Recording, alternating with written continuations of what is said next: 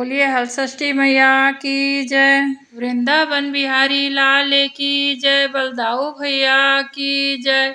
आइए आज मैं आपको पूजन सामग्री के बारे में हल षष्ठी माता में जो चढ़ता है सब बता रही हूँ। तो ध्यान पूर्वक सुनिए। मैं मंजू मिश्रा ध्यान सोच चैनल से आपका स्वागत करती हूँ। पूजन सामग्री इस प्रकार से है, आप लोग नोट कर लीजिए। भैंस का दूध, दही, घी, लाई, महुआ, काशी फसहर का चावल, फूल, दूब, रोली, चंदन, नारियल, सुहाग की सामग्री, बच्चों के लिए खिलौने जैसे बाटी, भौरा, गिल्ली, कई प्रकार के जो खिलौने आते हैं वो भी चढ़ाया जाता है। इस दिन व्रत करने वाले दिन में दोपहर के 1 बजे के आसपास में मंदिर अथवा किसी घर में ही एक सागर निर्माण करने के लिए थाली वगैरह में बनाकर ऐसा आप मन में विचार करिए कि हम सागर में पूजा कर रहे हैं, क्योंकि भाव से ही तो सब कुछ उपलब्ध है। यदि ब्राह्मण भी ना मिले तो जहाँ महिलाएं एकत्रित होती हैं वहां पर आप भी जाकर जमीन में गड्ढा खोदा हुआ सगरी बना लें और सामूहिक रूप से सभी लोग हल षष्ठी माता की पूजा करें। 6 बार इसमें परिक्रमा लगानी होती है। हाथ में चावल फूल लेकर इसमें परिक्रमा लगानी चाहिए। किसी प्रकार का छल कपट भावना नहीं रखनी चाहिए किसी के लिए। चावल और 6 प्रकार की भाजी को भी कहीं कहीं पर चढ़ाया जाता है। यह व्रत करके सभी माताएं अपने बच्चों की लंबी आयु तथा सुख समृद्धि के प्रति कामना व्यक्त करती हैं। षष्ठी माता परम दयालु हैं और अपने भक्तों पर बड़ी कृपा करती हैं, सभी की मनोकामनाएं पूर्ण करती हैं। आइए कथा सुनते हैं। चाणक्यपुर में एक राजा अपने परिवार सहित रहता था। वह प्रत्येक व्यक्ति का बड़ा अच्छे से पालन करता था। सारी प्रजा उससे बड़ी खुश रहती थी, परंतु उसके राज्य में बहुत समय हो गया, कोई वर्षा नहीं हुई। इस कारण वो हमेशा चिंतित रहता था। एक दिन उसने मंत्री सलाहकारों को बुलाकर कहा कि हम सब प्रकार से अपनी प्रजा को सुख देना चाहते हैं, परंतु वर्षा नहीं हो रही है, अब तो कुछ खाने को ना बचा। तभी आकाशवाणी होती है कि हे राजा, तुम अपने इकलौते पुत्र की बलि दे दो, अब तुम्हारे राज्य में वर्षा होगी और सब प्रजा सुखी होगी। इस बात को सुनकर बैठे सभी लोग आश्चर्य किए और सभी लोग दुखी हो जाते हैं। सभी सोचने लगते हैं यदि राजकुमार की बलि दे दी जाएगी तो राजा वंश खत्म हो जाएगा। रात में राजा विचार करता है, यदि मैं अपने बेटे के बेटे को बलि दे दूं तो हमारा राज्य भी सुखी हो जाएगी और मेरे बेटे से दूसरा पुत्र प्राप्त हो जाएगा। इस प्रकार सोचने लगा। राजा पूरी रात उसे नींद नहीं आई। प्रातः उठते अपने बहू को कहता है कि हे बहू, तुम्हारे मायके से चिट्ठी आई है, तुम्हारे पिता बहुत बीमार हैं। तब बहू कहती है, आज तो हल षष्ठी है, आज मैं कैसे जा सकती हूँ, आज के दिन तो हल जूते जमीन पर चलना भी मना है पिताजी।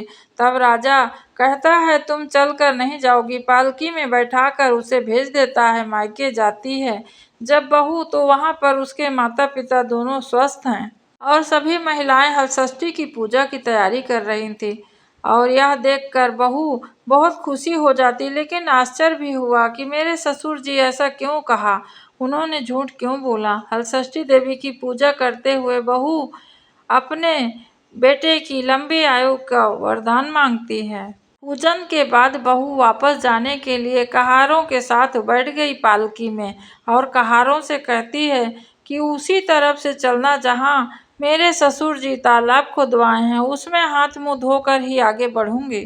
सब कहारों को यह बात पता थी कि तालाब में कोई जल नहीं है, तब भी वो बहू के जिद के कारण उसे उधर से ले गए और बहू देखती है तो पूरा लबालब तालाब भरा है। अब आकाशवाणी होती है कि हे बहू, यह तुम्हारे ससुर राजा जो हैं इस राज्य के, वो बलि दिए हैं, इसी कारण यह चमत्कार हुआ है। बहू सागर में उतरकर प्रणाम आदि करती है, हाथ मुंह धोकर चलने लगती है। तब वहां से एक बच्चा उसे मिलता है जो कि उसका ही बच्चा है। उसे लेकर वो अपने घर चली जाती है और यह सब हल षष्ठी माँ की कृपा से ही हुआ है। राजा अपनी बहू से माफी मांगता हुआ कहता है, आप मुझे माफ कर दो पुत्री, यह मैं नहीं जानता था कि मेरी प्रजा किस प्रकार से सुखी होगी, परंतु माता ने मेरी बात सुन ली और मुझे पुत्र पौत्र भी वापस कर दिया और भगवान की वजह से वर्षा भी काफी हो गई। राजा अपने राज्य में घोषणा कराता है कि प्रत्येक महिलाएं हलषष्ठी माता की पूजा अवश्य करें, इससे घर संसार पुत्र पौत्र आदि की प्राप्ति होती है। सभी लोग व्रत करने लगे। बोलो हलषष्ठी मैया की जय। दूसरी कथा मैं आपको बतला दूं। रामपुर में एक किसान परिवार रहता था। किसान के लड़के का विवाह हो चुका था। ननंद रमा दोनों सहेली जैसे रहती थी, भाभी और ननंद। रमा की माँ भी अपनी बहू को बहुत प्रेम करती थी। एक दिन रमा और लक्ष्मी दोनों खेत में गईं और वहां पर खेत में घास काटने के लिए खुरपी चलाई। उसमें सांप के 5-6 अंडे रखे हुए थे, वो फूट गए। इससे नागिन बहुत क्रोधित हो गई और उसे काटने के लिए उसके पीछे गई। तब उसकी भाभी ने हाथ जोड़कर कहा कि मेरी ननंद की इसमें कोई गलती नहीं है, आप हमें क्षमा कर दीजिए। बदले में आप जैसा कहेंगी मैं वैसा करूंगी। नागिन लक्ष्मी से कहती है, तेरी ननंद मेरे पूरे वंश अंडे को नाश कर दिया है, क्या तू इसकी पूर्ति कर सकती है? तब लक्ष्मी सोचती है कि मेरे एक ही ननंद है, इसको यदि कुछ हो जाए तो मेरी सास क्या करेगी। फिलहाल अभी की परिस्थिति के हिसाब से उसने बोल दिया, हाँ मैं वैसा ही करूंगी। और घर को चली जाती हैं दोनों, किसी को कुछ नहीं बताती हैं। समय धीरे धीरे बीतते जाता है। रमा की शादी हो जाती है और वह अपने एक सुंदर बालक को जन्म देती है। परिवार में खुशियां मनाई जाती हैं। छठी के दिन रात को नागिन आती है और लक्ष्मी से उसका बच्चा मांगती है। लक्ष्मी सोच में पड़ जाती है और अपना वचन याद आता ही वह अपने बच्चे को नागिन को दे देती है। दूसरे दिन सुबह जब वह बच्चे के गायब होने की खबर मिलती है तो घर में मातम सा छा जाता है। समय अपनी गति से चलता है। कुछ समय बाद लक्ष्मी के फिर एक सुंदर बालक होता है, उसको भी दे देती है नागिन को। इस प्रकार लक्ष्मी के 5 बच्चे नागिन के हवाले हो चुके हैं। अब उसकी सास उसे ताना कसने लगी, उसे दुख देने लगी।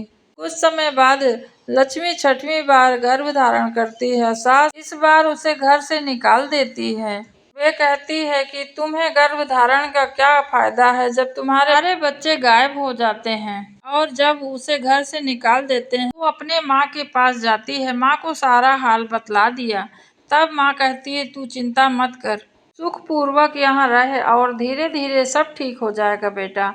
समय आने पर लक्ष्मी एक सुंदर बेटे को फिर जन्म देती है। छठी के दिन उसकी माँ घर में खिलौने वगैरह खरीद के लाती है और गड्ढा खोदकर छठी 6 मटकी गाड़ देती है और उनमें से क्रमशः लाई जव चना पूरा वैसे महुआ दूध खीर ऐसे करके भर देती है। रात में नागिन आती है तो सभी चीजों को खाते खाते जब वह महुआ खाती है तो उसे बहुत प्रिय लगता है। उसके बाद वह खीर खाती है।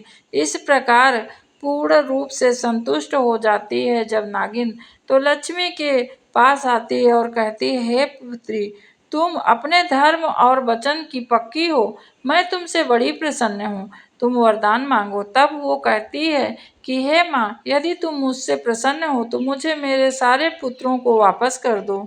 इस प्रकार लक्ष्मी के 6 पुत्र उसे फिर से मिल जाते हैं। जब सास सुनती है तो वो भी माफी मांगती बहू से और अपने घर में उसे बुला लाती है। हे छठी माता, सभी की मनवांछित फल देने वाली आपको बारंबार प्रणाम है। तीसरी कथा।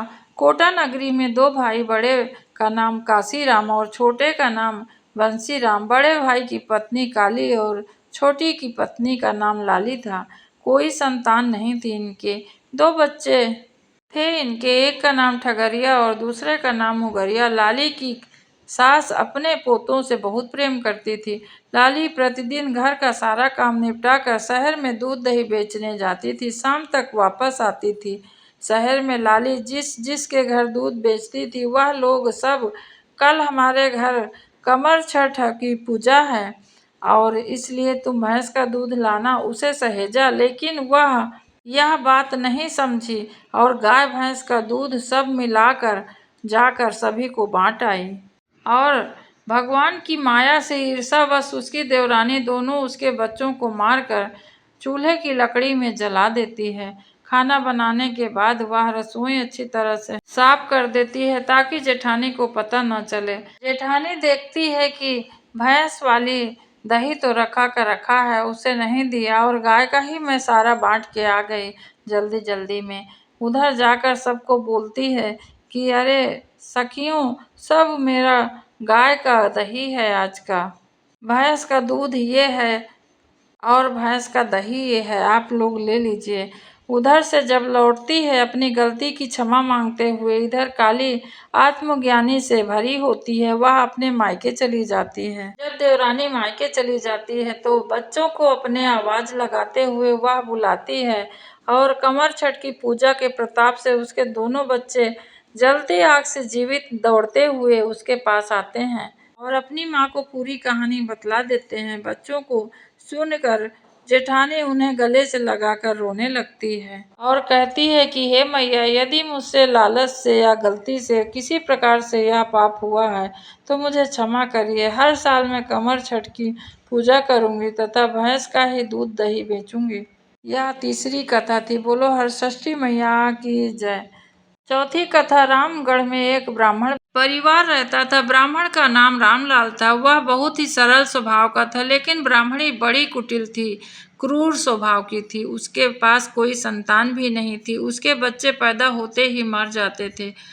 कुछ समय बाद पांचवी संतान उसकी हुई। एक दिन उसने अपने बाई से कहा कि बच्चा तुम रखो, मैं नदी नहाने जाती हूँ।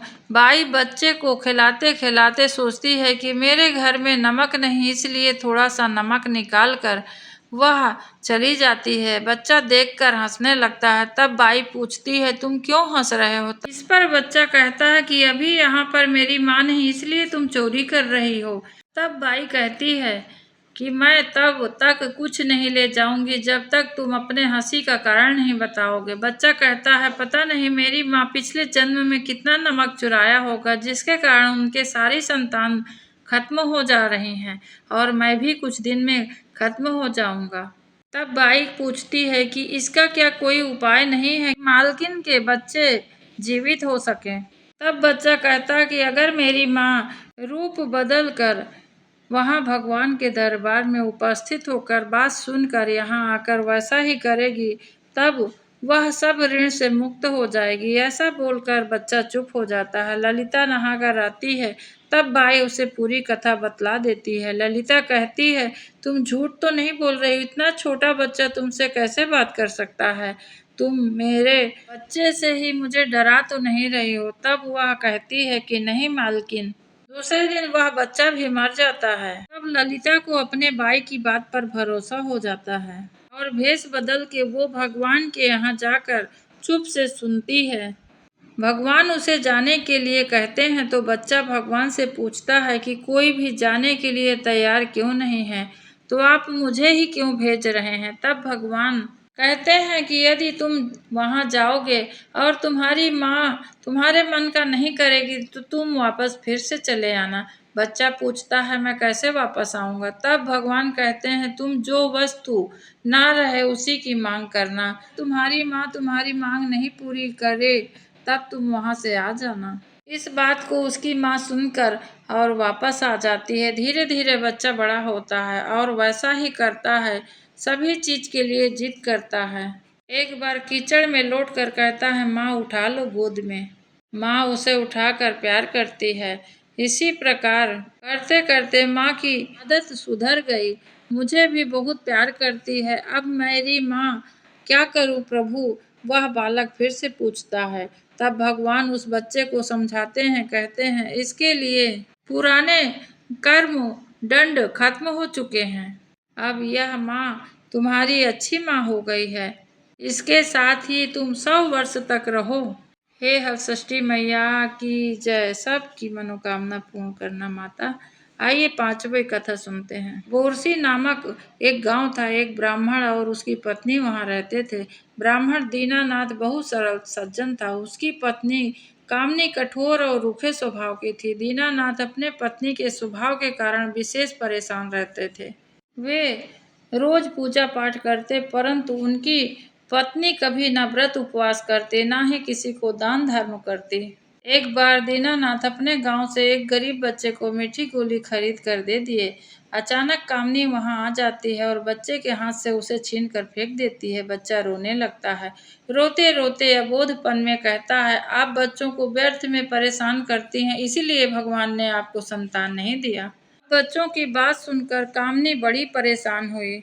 उस घटना से कामनी उदास रहने लगी। गांव की औरतों को जब पता चला तो सभी मिलने आईं और समझाते हुए कहती, तुम हरषष्ठी माता की व्रत करो, शायद तुम्हारे भगवान बेटा दे दे।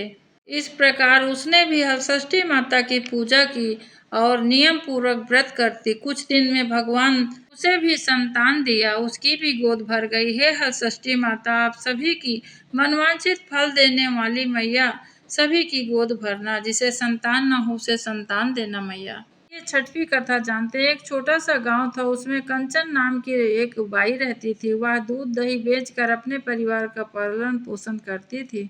एक बार पेड़ के नीचे वो आराम कर रही थी। वहां पर गाय भैंस बकरी आदि सब चरने आते थे। एक गर्भवती भैंस की कंचन से दोस्ती हो गई। रोज दोनों अपने साथ सुख दुख बांटने लगे। भैंस को प्रसव का समय निकट आया। भैंस सोचती थी कि ऐसे समय में कंचन तो मेरी साथ देगी। अचानक कंचन बीमार हो गई और कंचन शहर जाना बंद कर दिया। उसके बदले उसकी देवरानी दूध दही बेचने जाने लगी। प्रसव का समय आया भैंस के और वो विचार करने लगी कि कंचन मेरा साथ देगी, परंतु वह ना आई। उसकी देवरानी आती दिखाई दी तो वह भैंस उससे कहती है कराते हुए कि तुम मेरी मदद करो। वह ना सुनकर वापस वहां से चली जाती है।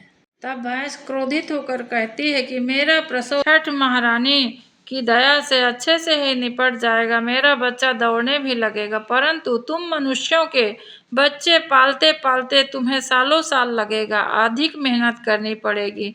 उस महिला की लापरवाही के कारण पूरे मनुष्य जाति को यह सब सहना पड़ रहा है। इसीलिए मानव धर्म कहा गया, सबसे बड़ा धर्म दूसरे की मदद करना। बोलिए हलषष्ठी मैया की जय। हलषष्ठी माता की 6 कथाएं। आप सभी को हलषष्ठी माता की ढेर सारी शुभकामनाएं। माता रानी सभी की गोद हरी भरी रखें। आज के लिए बस इतना ही। हरे कृष्णा।